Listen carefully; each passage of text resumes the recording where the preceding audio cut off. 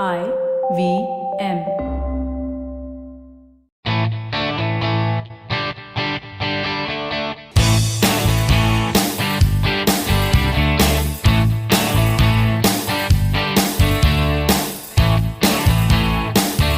Hello and welcome to a brand new episode of the Musafir Stories, India's very own travel podcast, where each week we share the journey of travelers in their own words and relive their experiences with you, our listeners.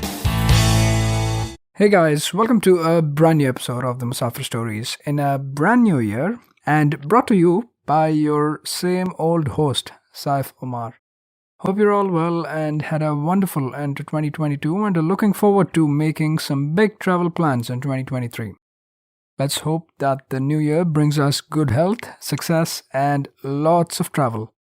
Before we kick off today's episode, a quick announcement of the winners of last episode's giveaway of Clyde D'Souza's book, Susegad, The Goan Art of Contentment. And the winners are Sudip Maji, Sanand Dekhane, Litishka Jagdeo.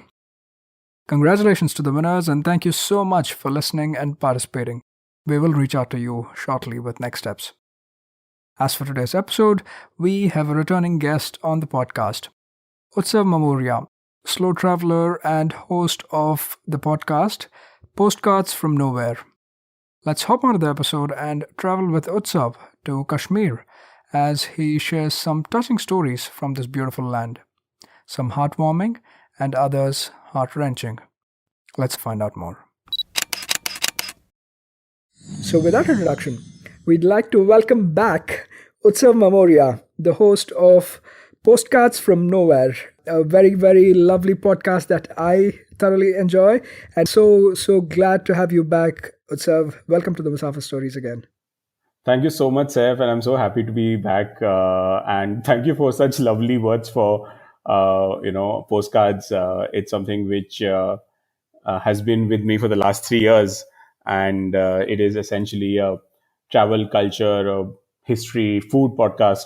And these are very short form stories, about 8 to 10 minutes, and we try to give you something unique, interesting, obscure, or fascinating about the world we live in. And that's what Postcards has been. Yeah, and many congratulations, Utsav, on completing 150 episodes of Postcards as well. Like I said, one of the podcasts I enjoyed thoroughly, and I was just talking to Faiza while I was preparing for the episode and telling that I probably can spend a day trying to come up with a script that is as loaded and as impactful as Utsav's Sir, if you are too kind, I have to No, stop I you cannot. later. No, I really can't. I think the listeners should listen and judge for themselves. I truly would really struggle to come up with such meaningful episodes, and that too, the episodes that are 10 minutes. You can see that I'm just using up 10 minutes trying to explain this itself, so you see my struggles. But yeah, something I thoroughly enjoy, and many congratulations on the 150.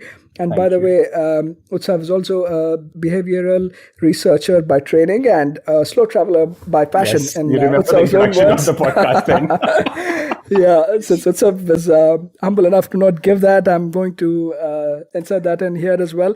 But yeah, we'll focus today again on your slow traveler side of your personality, Utsav, and try to learn a little bit more. And also for our listeners, give them a taste of Postcards. Where are you taking us to today, Utsav? So this I'm going to take you to Kashmir, and I know the moment when I say Kashmir, people are like, yeah, we all know there is Gulmarg, there is Sonmarg, there is Srinagar, there is Pahalgam, right? What else is there to see in Kashmir, and what is it that is not out there? But incidentally, I spent a month in in Kashmir, and when you spend a month in a place, you actually have the time and to see and discover a lot of things which you would have missed otherwise, right? And I think that's where what's the beauty of slow traveling is, that if you have the privilege and you can design your life a little bit around it, the kind of things even the most boring and done to that destinations can give you is something fascinating. And I'm hoping that we go into some of those places and meander through some of those stories to discover what an amazingly beautiful place Kashmir is. Yeah, absolutely. I mean, obviously, it's beautiful to the eye, right? And everybody is aware of that. But I was even more fascinated by some of the stories behind these places, right? Some of them, Right. like you said, even very little known. And given your style and given the time also you had, not a lot of people get to spend a time of a month in Kashmir, right? So, really, really looking forward to hearing those stories, Utsav. So, yeah, please stay. Take it away from here and tell us where we're going to start off the journey with and what are some of the beautiful stories that come along with us. Yeah, I think we have to start off our journey in the iconic city of Srinagar, right? I completely understand why Srinagar has inspired so many writers, so many poets over centuries, because the city had so much to offer, right? Whether it is something as simple as walking the kadals, the bridges of Srinagar, and there are so many of those bridges which connect the city, or it is about actually experiencing Kashmiri delicacies, right? It's a city which has pretty much everything for everyone. And if you are a lover of history and culture like I am, there are these fascinating aspects of Kashmiri history and heritage which you can see in Srinagar. Like one of my favorite places to actually go was this place called Arq-e-gulab, right? So Arq-e-gulab is next to Khanaqah-e-Moula. That's of course a very very famous mosque, which is very much in the city of Srinagar. And Arq-e-gulab is a place which essentially makes rose water.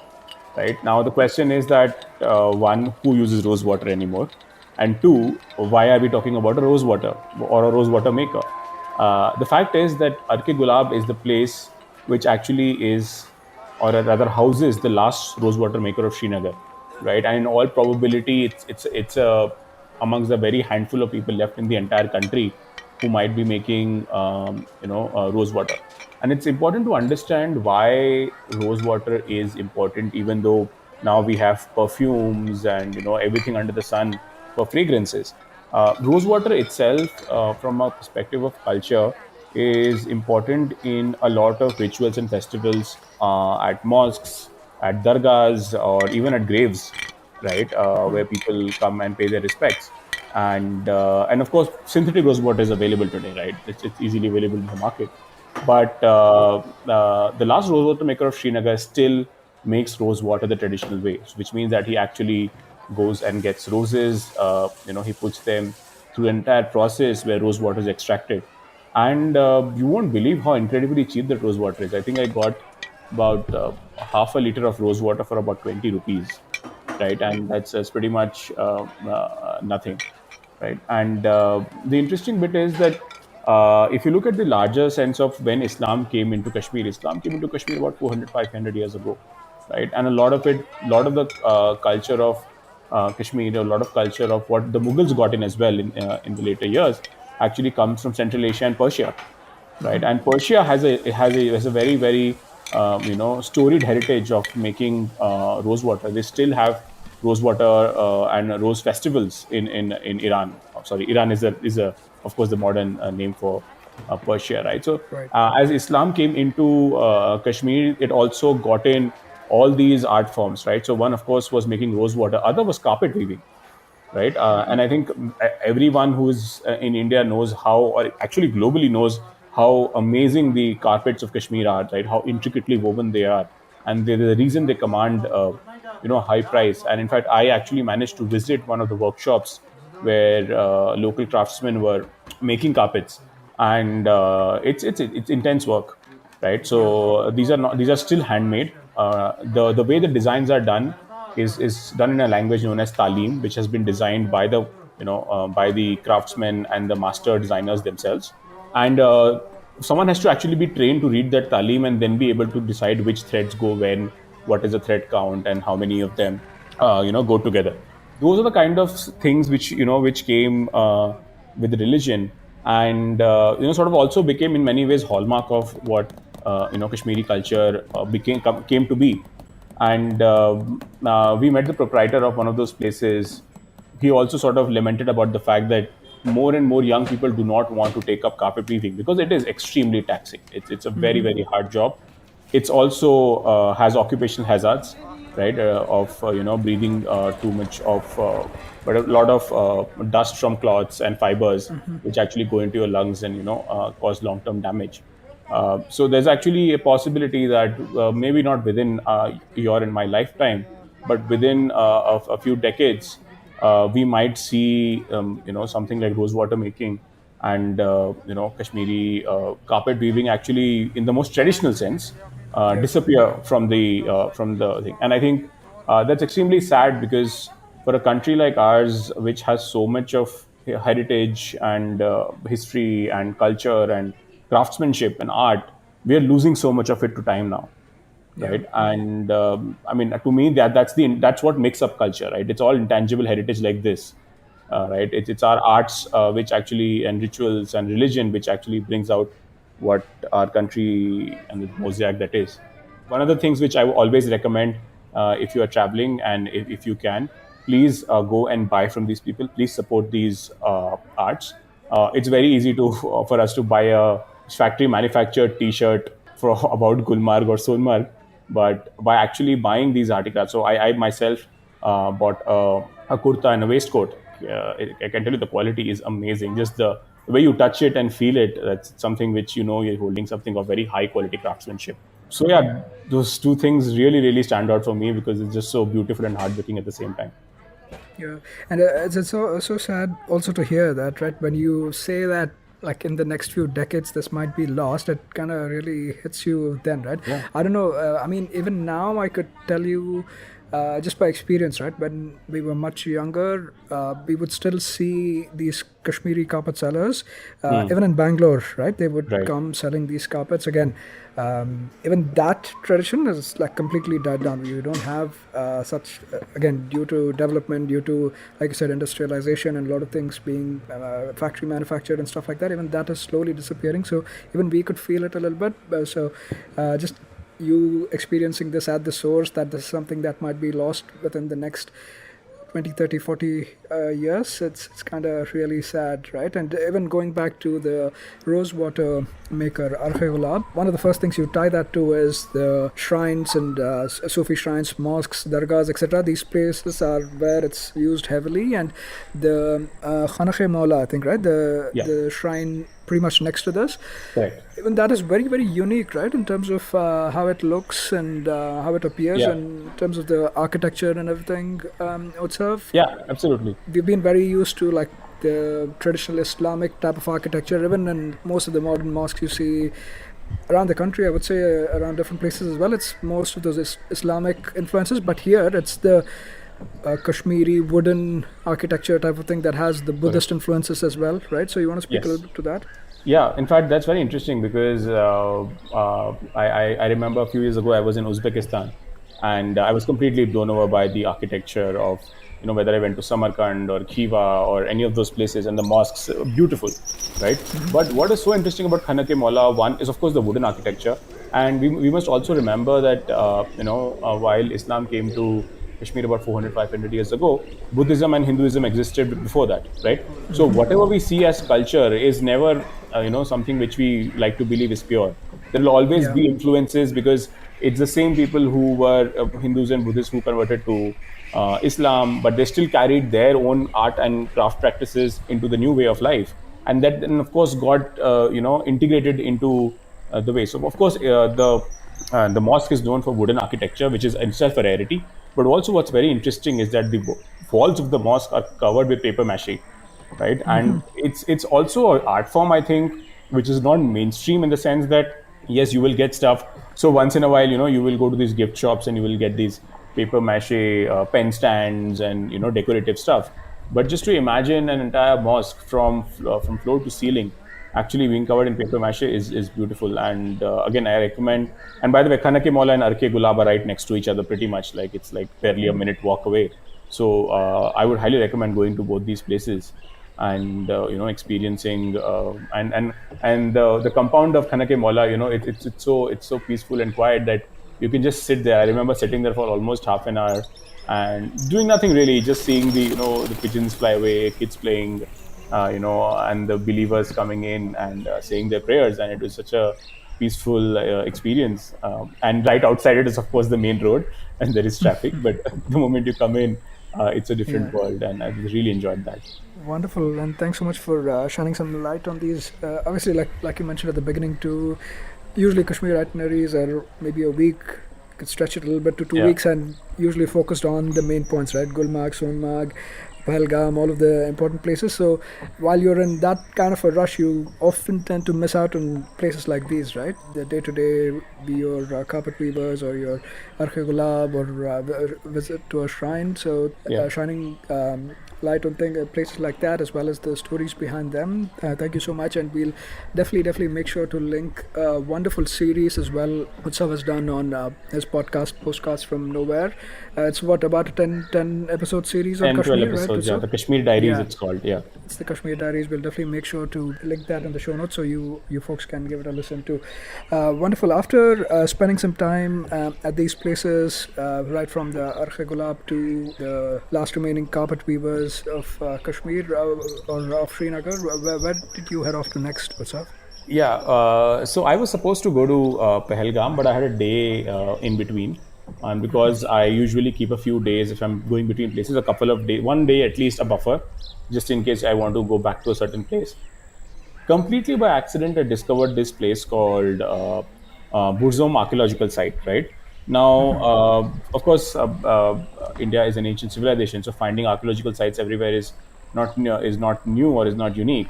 But there is a very unique connection it has with astronomy. This happened about 20, okay, actually now almost 50 years ago, that there were scientists who were excavating the site, and they came across a scene in which there is a hunter, it's killing an animal, and there are these two very bright objects, and everyone thought, oh, this is just a scene from people who lived in the hundreds and thousands of years ago, who just painted a hunting scene, right? And it was completely forgotten and so on. What eventually happened is that actually caught the eye of someone at Tata Institute of Fundamental Research in Bombay, and they said that, hey, wait, two bright objects in the sky cannot, and so close to each other in the drawing, cannot be the sun and the moon, right? That's not possible astronomically. And the only conclusion they could really make was that it is a celestial event, and they thought it is the explosion of a supernova, right? A star which is, of course, in its final stages.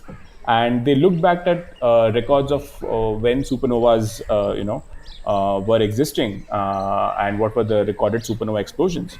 And they realized that around 3600 BC, there was a supernova thing, and supernovas are extremely rare, right? So it is not like something happens. It's not like a Halley's comet, which comes every 75 years, which itself is rare because you at best will see it twice in your life, right? But Yeah. supernovas happened over hundreds and thousands of years. And in 3600 BC, there was a supernova event which happened, which could be visible from Burzom.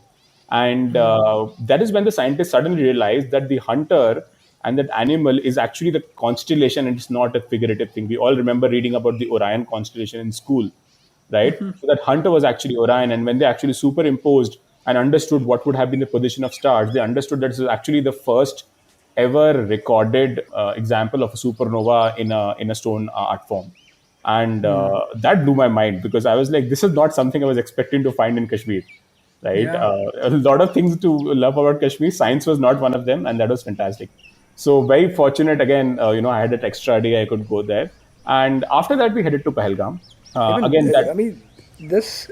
Yeah, I'm sorry. Even before you head to Pahalgam, right? Even this. I think hats off to this was the Tata Institute of fundamental research, TIFR. Fundamental Research, TIFR. Yeah. Yeah, yes. Hats off to them, right? Even like thinking in that direction and kind of drawing the connection that this is a real possibility, right? Because from that, I looked up, I don't know, from your links or wherever, that image as well that was drawn on these rocks, and it really looks like a hunting scene, right? Nobody would think. Correct. The only thing, right, you said, yeah, that stands out is, yes, the two celestial Bright objects. objects. They do, yeah, they look a little bit odd, but other than that, it looks like a hunting scene with a dog in the background, or something like a dog in the background, right? So tying that to actually this astronomy and the events tied to the supernova and everything, it's just mind-blowing. And also, again, a little bit saddening was the state of the place also, right? Yes, Burzom, yes. given that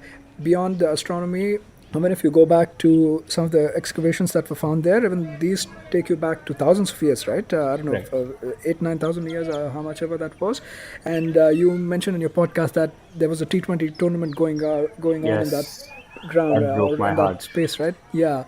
So it's kind of sad that sometimes it's referred to. I mean, some people also call this as a Stonehenge of India, right? Yeah. And look where or how Stonehenge has been preserved and how or what the state of this is, right? I think in one way, India is blessed with so many of these, be it from a historical perspective, archaeological perspective, whatever, right? So many of these great monuments and places that we tend to take them too lightly, and it's another specimen of that, right? It just kind of broke my heart that on one hand you do empathize with people who live there, that they do have like just regular people would have interests and things they do, but having that negatively impact such a significant site, and potentially that also has ties to a lot of events like this, the rock architecture, etc. That was also like really heart wrenching for me. Yeah, and this thing is, it's extremely sad because I understand there's always a need for funds to maintain such places. It's just that to see someone actually do graffiti on those rocks, right, was just difficult. And but yeah, I mean, I'll just do a slight detour and say that since you have heritage from Bangalore as well, the rock at Lalbagh, right? The big rock at Lalbagh on which all of us climb has been dated to be 3 billion years old, which means it Yeah, existed before the dinosaurs, right? yeah, But it's large enough. We have built a temple over it. We have people play over it. It's large enough, so at least it's while it is not the ideal use of it, but at least it's in a space where it's not completely neglected. So there are ways to preserve things in different ways, and but yeah, I guess it's one of those things you have to hope that it changes. yeah. Awareness, and I think just people being a little more aware about these things, and having that sense of conservation and preservation of your place, your land, right? I think that has to be Yeah. driven a little more deeply into people. So yeah, I'm sorry I interjected and cut you off, but you were heading to Pahalgam from here, you said. Yes, so Pahalgam was actually the places where I probably spent the most amount of time. So the idea for my trip was I was still working, so I wasn't on leave all the time. I was remotely working from Pahalgam, and I wanted to go to a place which is a little away from the hustle and bustle of tourists and locals. So of course, Srinagar is a proper city, right? So it comes with all the trappings of a city in some ways. Wanted to go somewhere more relaxed, and we chose Pahalgam. And Pahalgam itself is also very interesting, right? So if you just talk about, ask anyone of Pahalgam or do a simple search, you will get Aru Valley and Betab Valley as the two top places to go in Pahalgam and do things. And by all means, I would highly recommend going to Aru Valley. I think it's beautiful. It's not a very strenuous hike, and I mean, if you can't hike for some reason, you can always use the animals if you're okay with that. But it's a beautiful place. It's a flat land, very lush green, and it is a thing of beauty. Betab Valley, however, is I believe very hyped. I think it's completely skippable. And let's face it, Betab Valley only became famous because Sunny Deol's film Betab was shot there, right? जब हम यहाँ होंगे नहीं, जब हम जवां होंगे जाने कहाँ होंगे. जाने कहाँ होंगे. अब सनी देओल भी So बूढ़े हो गए. हम बूढ़े हो गए हैं. But it had definitely put Betab Valley on the map. Yeah. And if you ask any of the locals, right, they would say that Betab Valley was nothing. Nobody cared for it. Yeah? It was just a grassland. So I would say that go to Aru, don't care for Betab. Everyone will try to sell you a package of saying, hey, do Aru and Betab together. I wouldn't even waste half a day at Betab. I think Aru is good enough and pretty enough for you to do. But there are two other interesting things of Pahalgam I definitely want to talk about. Is the number of hikes you can take from there, right? It's a great starting point for so many hikes and long treks as well. So there is, of course, you could go to Tulia Lake, which is a fairly 4 and 5 hour strenuous trek, and it's a beautiful place, right? Tulia Lake. Just look at the pictures; it's a gorgeous, gorgeous lake. You could, of course, go to a longer Kashmir Great Lakes trek and so on, and all these places. And Pahalgam is usually the starting point.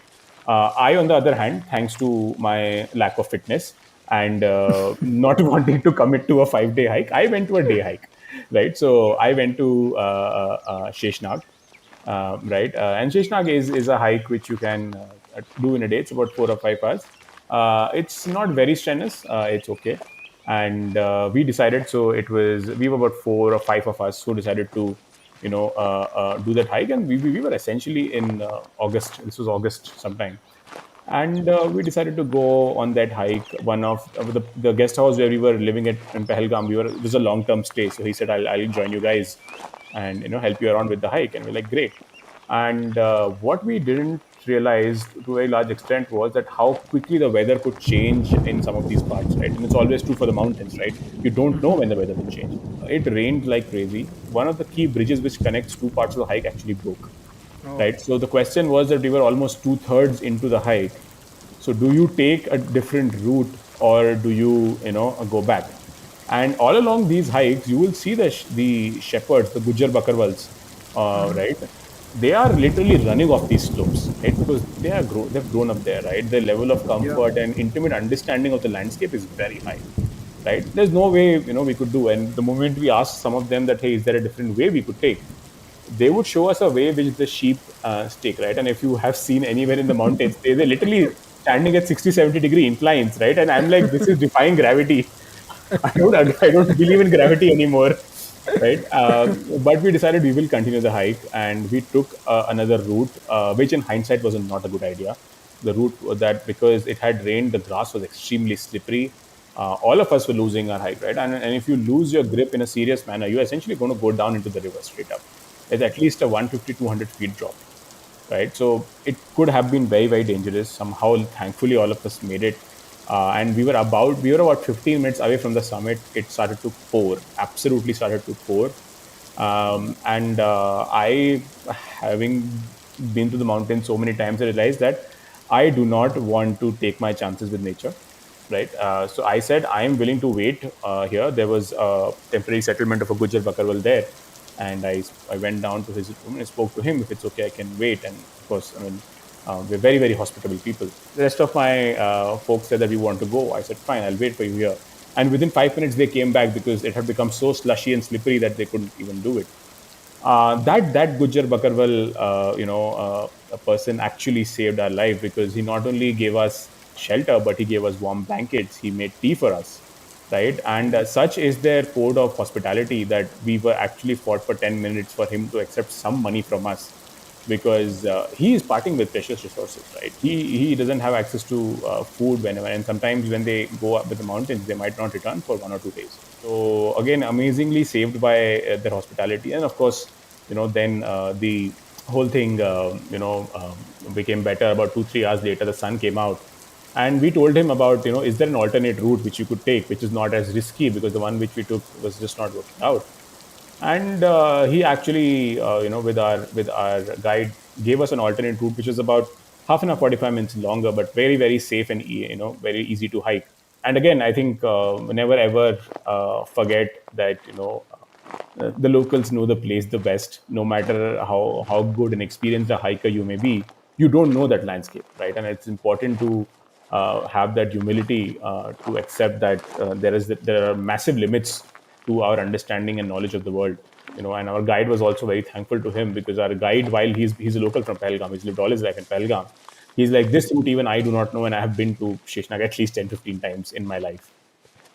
So again, a great, great hike to go. Please do not be deterred by our misadventure. The entire hike is beautiful, right? So you will across places like Zojibal, beautiful spots, lakes, and so many of these, sheep grazing on the mountains. It's amazing.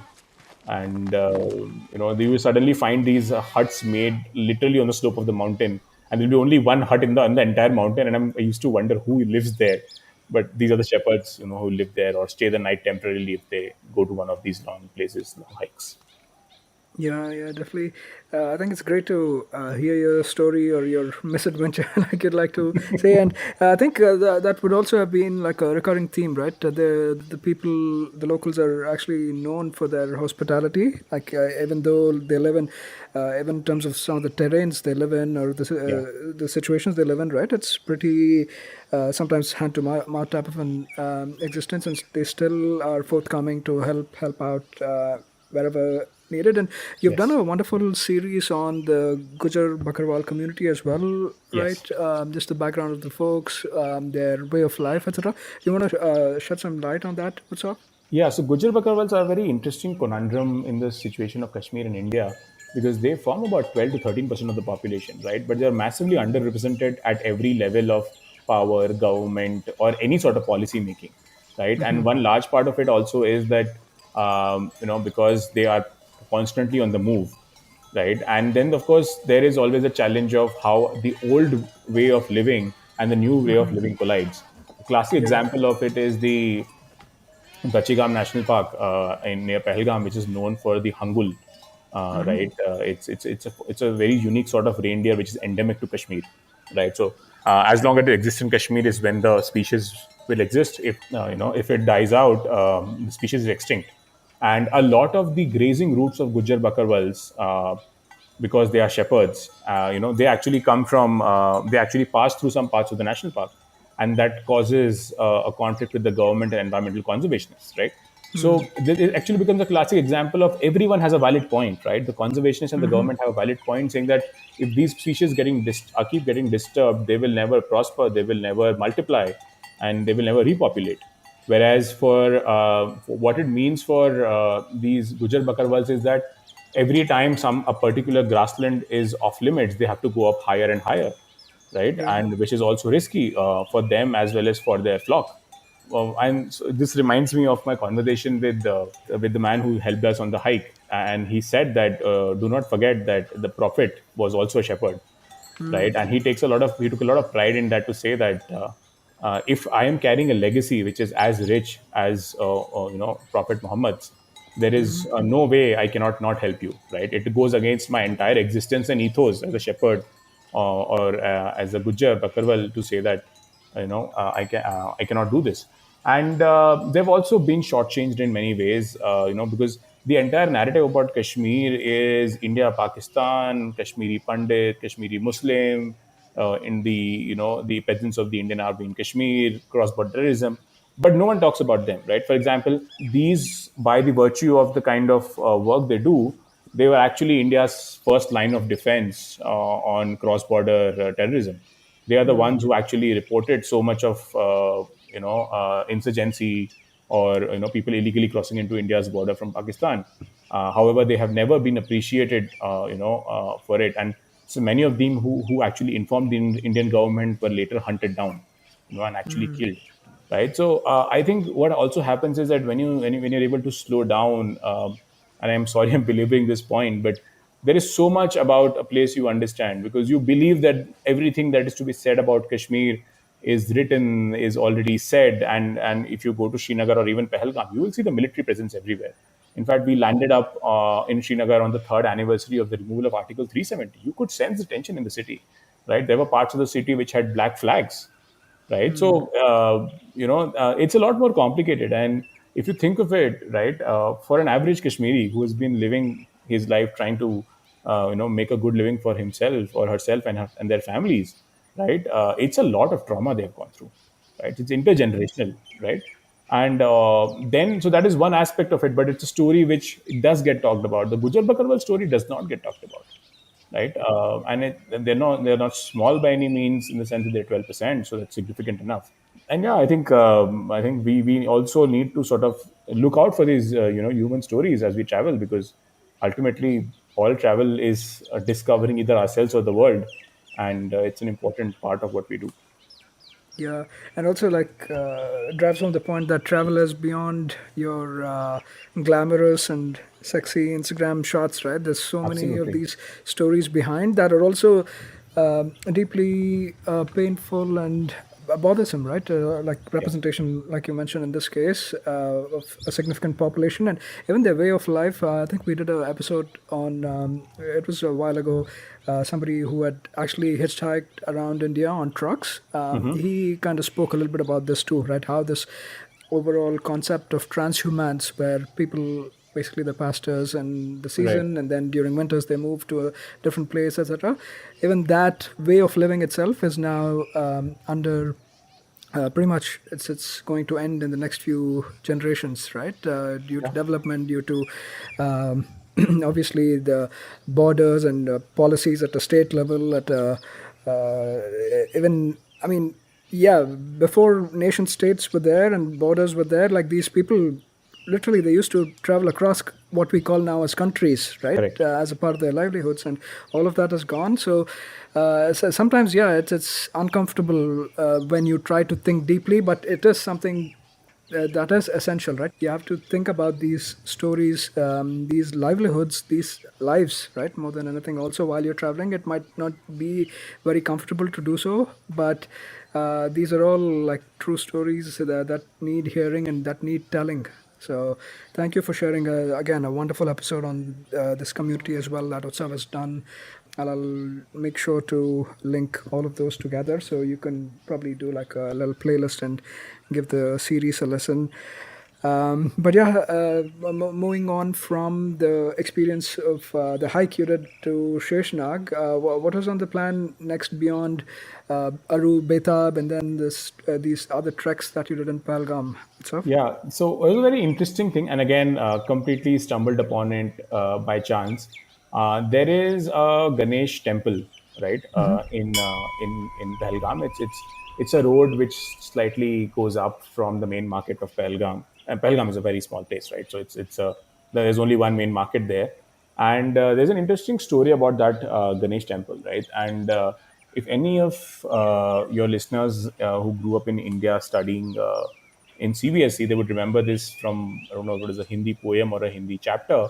This is a story about Shiva, Parvati, Ganesh, and Kartikeya, right? And the whole there was a bet between the two brothers. I don't remember the story exactly, but saying that it was a bet about circumnavigating the world, right? And Kartikeya said that I will beat Ganesh and I'll do it faster than him, because Ganesh is known as this, lovable, rotund god who enjoys eating his food, and who has his Vidushak, the mouse who takes him everywhere. Whereas Kartikeya is known as someone who is strong, who's well built, who's a warrior, and so on. And of course, Kartikeya, sets off. He circumnavigates the world, and Ganesha does not move. Both Shiva and Parvati are like, "You need to go, otherwise your brother is going to win." And he basically goes. He asks Ganesh and Parvati to stand in the center and goes around them, circumnavigating them, saying that my parents, Lord Shiva and Goddess Parvati, are the world to me, and if I have circumnavigated them, I've circumnavigated the world. They were very pleased with his response, and Kartikeya, of course, was not very happy when he came back, because he felt that he was cheated. But the interesting bit is that this temple where it's located is supposed to be the place where this entire thing happened. For the legends around this is that that is why the temple is dedicated to Ganesh, and you can actually circumnavigate around the temple. It's a very, very tiny temple. You barely will not have more than five, 7 people at any point in time inside it. Right. And to me, there was just a very interesting connect from my childhood, because I remember reading the story, and in my head it was like, oh, this must have happened in the heavens where the gods reside or something of that Right. sort, right? But then you were like, oh, this actually happened on earth in a place I can go to. It was just fun, actually, more than anything. I mean, I did not spend more than maybe 30-35 minutes at that place, but it was just fun to go there. Around I the world also, in 30 yeah, minutes. around the world in 30 minutes. Oh, I was maybe faster than Ganesh also. I should not get ahead of myself and displease gods.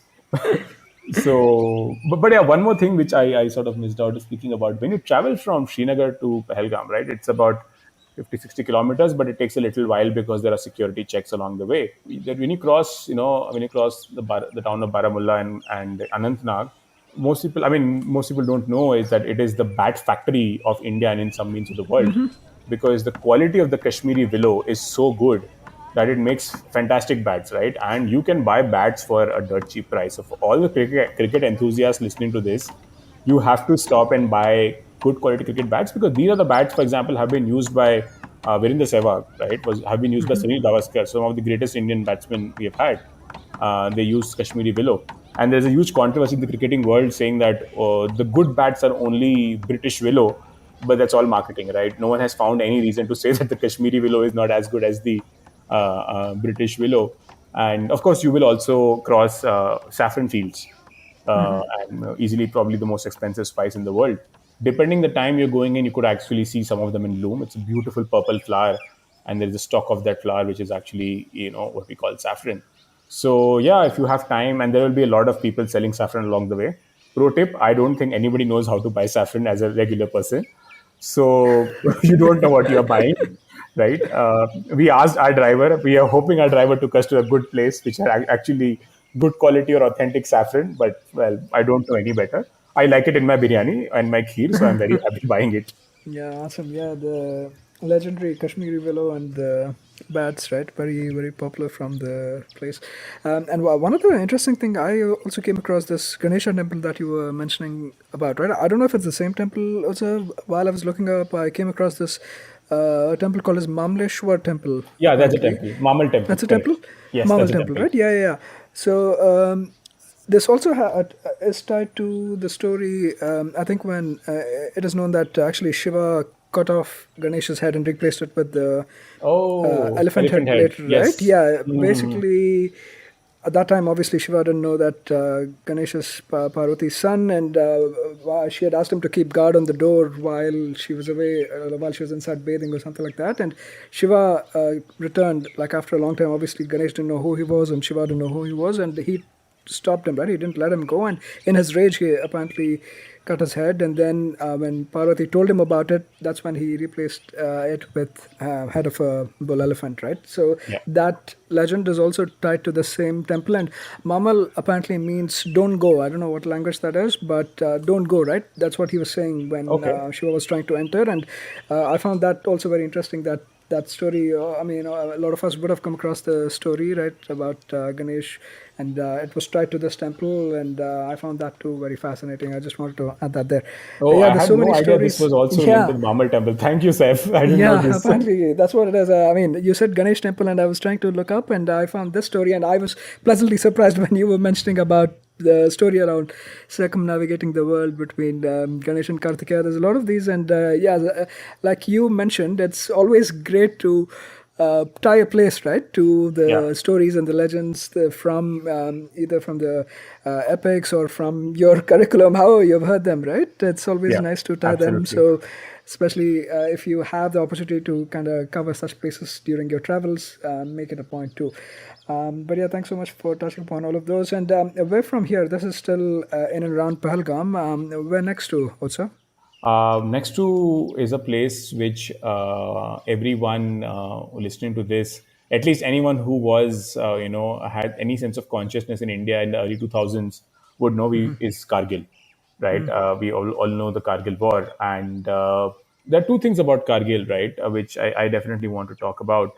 One, of course, is the war memorial, right? And I am not a person who considers himself to be very patriotic in the most literal sense, but I would highly recommend visiting the war memorial. With all the jingoism which we're going through as a nation right now, it takes important to go and actually see the number of people who lost their lives, saving their country and fighting for their country. And there are these memorials, about 600, 700 of them in there, and it gave me goosebumps, right?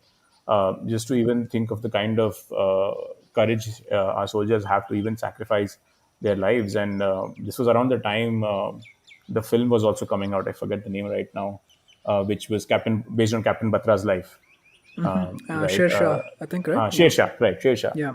right? So there was a lot of promos going around, and then you actually go and read what Captain Batra had done. I mean, it's superhuman. It sounds completely superhuman, right? So it's on the way to Kargil. It's of course outside the village of Kargil, but I would highly, highly recommend that take a stop, even if it's for half an hour. But please visit the place. You will be moved, if it might not change anything in your mind, but you'll definitely be moved by that place. But the other place I was very interested in, which again is not so much on the tourist map, is a village called Hundarman, within near Kargil. It's about 10 kilometers from Kargil, and you can hire something from the main bazaar for a few hundred rupees to actually drive you to Hundarman.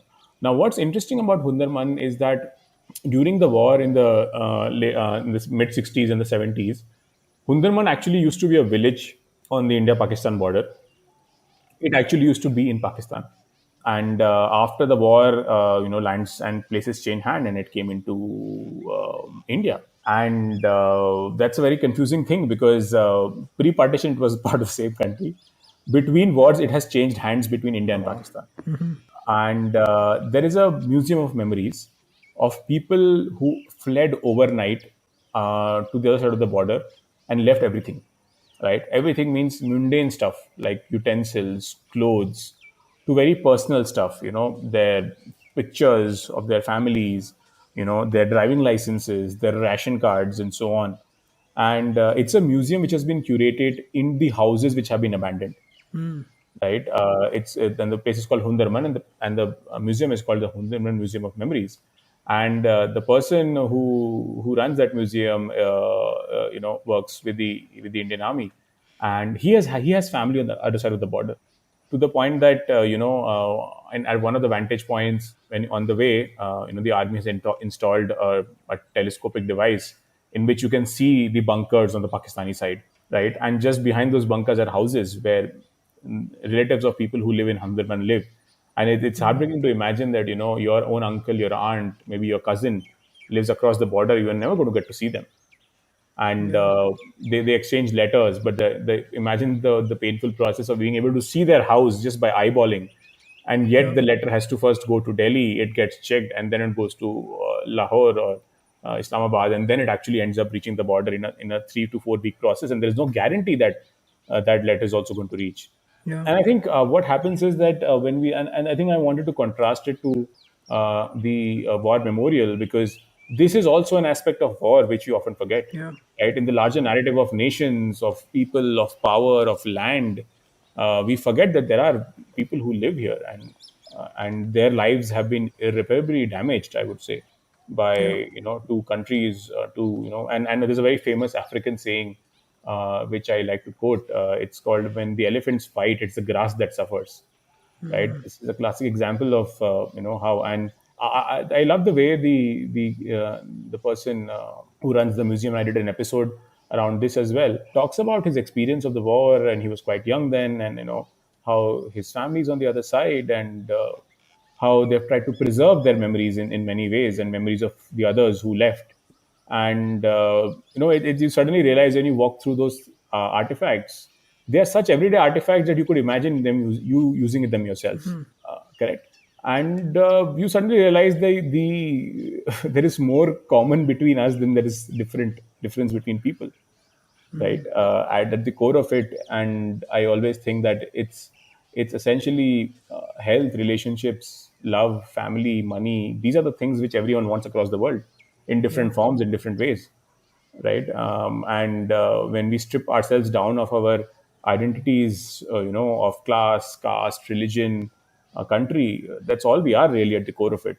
And I think that just makes it so clear when you go there. And it was a very moving experience for me personally, because I have grown an extreme amount of privilege, right? I have never had to suffer. And I think most of our listeners, I can say that both yours and mine can easily say that none of them have actually seen what it is to flee a war, or go through a partition, right? And there's a lot of interesting work coming out right now. Achal Malhotra and a couple of other authors are working on remnants from partition, and in memories of belonging. And I think those are kind of stories which also need to come out, right?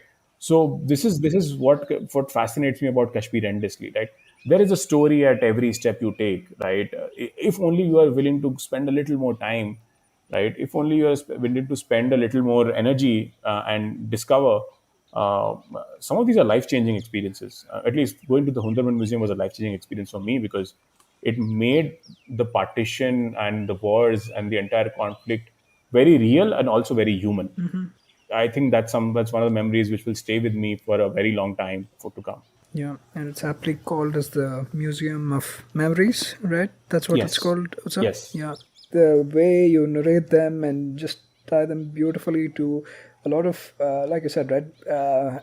At the bare bones level, like that's what a lot of us are about, right? Livelihoods, about good health, about your children growing up, education, healthcare. Like those are the things that we all care about, irrespective of what you are or what society makes of you, or what a religion makes of you, or what a country makes of you. That's all we are across the world, right? It's not even just within India. So things like Absolutely. that, beautifully messaging and trying. That's why I said I have no idea how you managed to pack these 10-minute episodes with so much messaging that Musafir Story probably doesn't have in its hour-long episodes either. So thank you so much. Really, that's one aspect of the podcast that I really, really appreciate as well.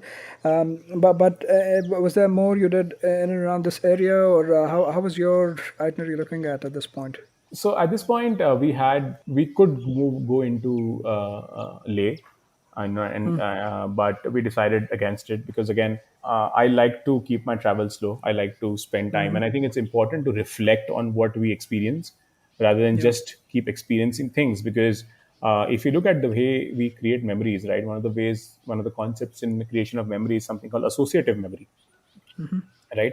Memories can be evoked when certain associations are brought to the fore, right? For example, for someone, it could be frying samosas, which could be evocating a memory, right? That, oh, as a kid, I used to go to the halwai shop and get samosas on a Saturday or a Sunday for breakfast or something of that sort. So similarly, I think it's important to form associations with places you go, and only when you slow down, only when you reflect, you give time for those associations to form, right? And I can bet on this. Anyone who has done a 2 week Euro trip hitting 5 countries, 5 years later they barely remember anything because it's all a blur, right? So we decided not to go. We did end up going into Ladakh. Like we drove to a monastery. It is called the Monastery of the Moon because there are these unique geographical structures around it, which makes you feel that you're on the moon, right? And it's a it's a beautiful monastery, right? And uh, I of think this should be course, Lamairo, right? If I'm not wrong. Lamayuru, correct, Yeah, I right? think we've Lamayuru, covered this in one of the absolutely. other episodes. Yeah. Perfect. So yeah, again, a monastery which I really like going to, and of course, the landscape of on from Kargil to Ladakh is beautiful, right?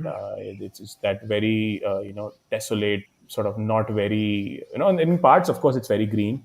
On the way, we passed Bayul, which was an invisible village, which also has a very interesting history. That the village is actually hidden behind the mountain, so invading armies used to completely miss that village when they used to invade kingdoms. And there have been times where the villagers have actually helped the local king by throwing large stones and rocks from the mountains because that no army was prepared to fight because they did not even know of this position, right? And again, it's also a great example of ecological tourism, and where they have also created a museum of their local heritage, right, of that village, and there are guest houses where you can stay, and I think it's a great way to experience local culture and give back to communities we are traveling in, because I think what we city dwellers often forget is that the importance of land for people, right? How much value people attach to land, right? To the place they live in and to the culture they grew up in. I think Seth, both you and I can comfortably say that we have moved around enough in the country and around the world to may not be had developed that strong feelings about a piece of land, right? But for locals, because they live off that land, right? They have memories of people, of generations of that land, and it's important that if we are visiting those lands, the least we can do is ensuring that we are supporting the continuity of their memories and their culture as we go and experience it. Absolutely. Again, a lot of us in the rush, in the rat race, we have even made travel almost like a rat race now, right? So Absolutely, how many countries can I check off? How it's a many places spectacle can I now. check off? It's no more an experience. Yeah. How many reels can I do? How many stories can I do? How many pictures can I post? It's become a lot about that. But take a moment to just kind of soak it all in and take it slow, like Utsav said. And for some of us for who this might not be possible, there is always wonderful people like Utsav who are doing God's work in bringing these stories to us, sharing these experiences with us. I think you should write a book, Utsav. I know this is something I think that's already in the works, but Yes. I would love to get my hands on something that you put together. Just going by our conversations we have had about the podcast, even with aside from the podcast, as well as you're listening to your podcast, I would love to get my hands. What's the latest on that, Utsav? Is that still something that's So coming up soon? it's coming up in 2023 for sure, right? How soon in 2023 can I get it out? I'm still not sure of it. But it's now a goal for me in 2023. I'm no longer sitting on it as I have sat for 3-4 years. But Okay. yeah, now you're definitely going to see the light of the day. Wonderful. That also means I have to reserve another episode with you whenever the book is out. I mean, yeah, we could definitely do one before that also, but that's definitely some way we could plan and have you back to share some Thank you, more of Saif. this gyan, not in a demeaning or offensive way, but I would love to hear to this gyan that you share all day.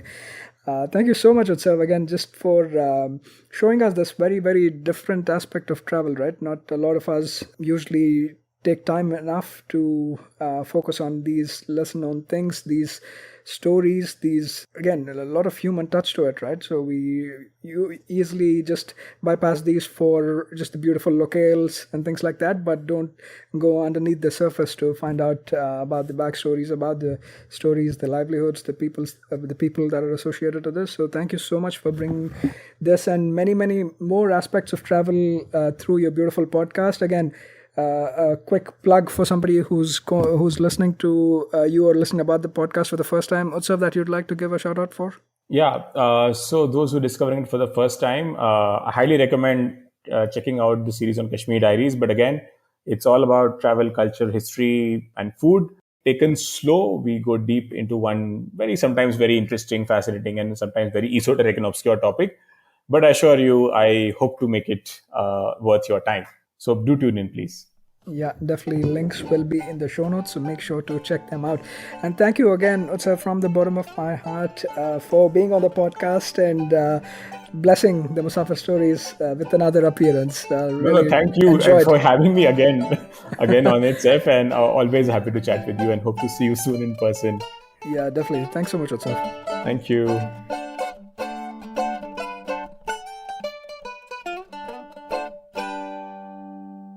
That was yet another great episode on the Musafir Stories. Make sure to show us some love by sharing the podcast with your friends and family. We are on Instagram and Twitter at Musafir Stories. If you like this podcast, don't forget to check out other interesting podcasts on the IVM network. You can listen to us on the IVM podcast app or the website. Follow us on our social media. We are at IVM Podcasts on Twitter and Instagram.